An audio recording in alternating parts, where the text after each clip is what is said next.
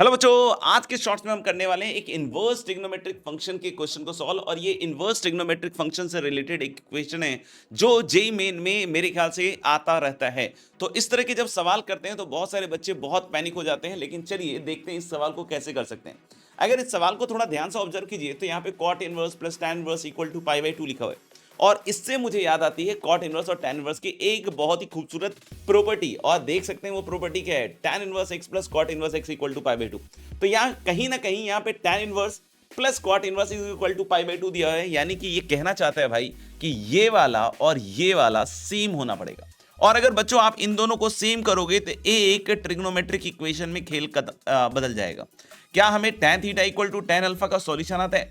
I think आना चाहिए। Pi upon X यानी कि theta equal to N pi plus alpha यहां लगाएंगे और देख सकते हैं पाई से पाई है ना, पाई पाई का मोहताज हो जाएगा। यहां से एक क्वाड्रेटिक बन रही है X square plus N X minus 1। हमें ध्यान रखिएगा इंटीग्रल सॉल्यूशन निकालना है दोस्तों। तो यानी यहां से क्वाड्रेटिक अगर हम सॉल्व कर रहे हैं तो X square plus N X minus 1, तो एक्स की वैल्यू आ जाएगी minus of N plus minus root under N square plus 4 और अपॉन में कितना आ जाएगा बच्चों 2 के बराबर। अब अगर यहां से देखें तो अगर x को इंटीजर होना है तो पहली चीज तो एन स्क्वायर प्लस 4 को एक परफेक्ट स्क्वायर रहना ही पड़ेगा। तो अगर हम एन स्क्वायर प्लस 4 को एक परफेक्ट स्क्वायर सोचें तो हम लोग बोल सकते हैं चलिए भैया एन स्क्वायर प्लस 4 को एक इंटीजर का स्क्वायर परफेक्ट स्क्वायर मानते हैं। तो यानी यहां से हमारे पास क्या आ जाएगा कि आई स्क्वायर है ना, ये आई स्क्वायर है बच्चों, तो I square minus N square equal to 4।